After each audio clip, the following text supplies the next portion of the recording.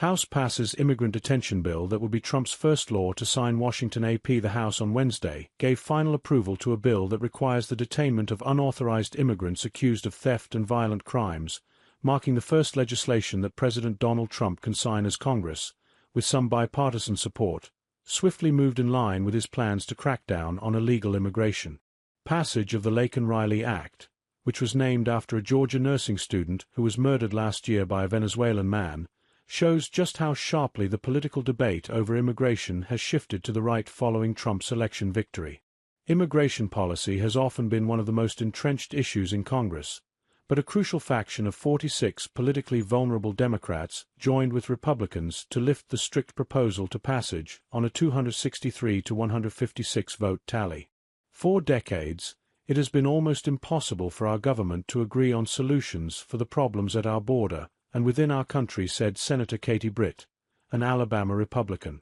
She called the legislation perhaps the most significant immigration enforcement bill to be passed by Congress in nearly 3 decades.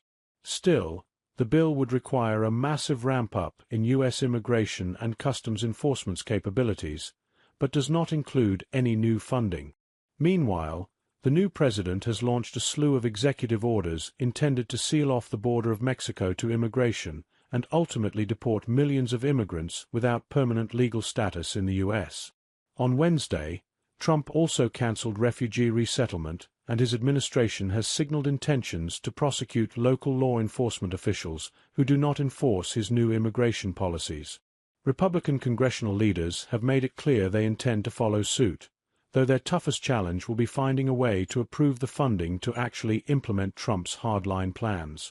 What he's doing is kickstarting what will ultimately be our legislative agenda, said House Speaker Mike Johnson, Republican, Louisiana.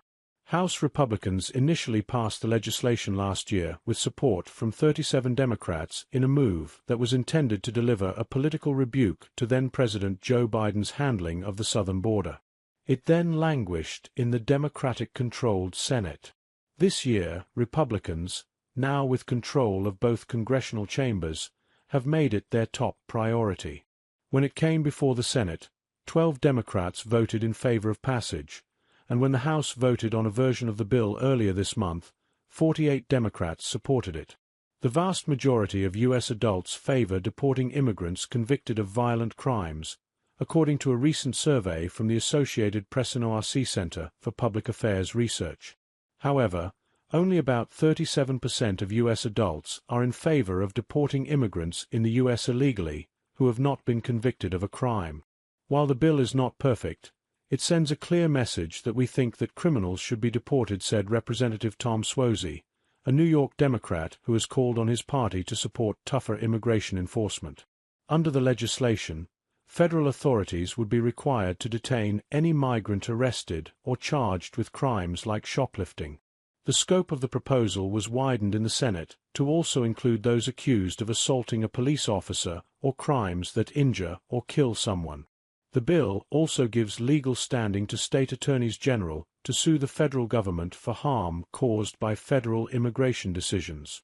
That gives states new power in setting immigration policy when they have already been trying to push back against presidential decisions under both the Trump and Biden administrations. Democrats unsuccessfully pushed to have that provision stripped from the bill in the Senate, saying it would inject even more uncertainty and partisanship into immigration policy.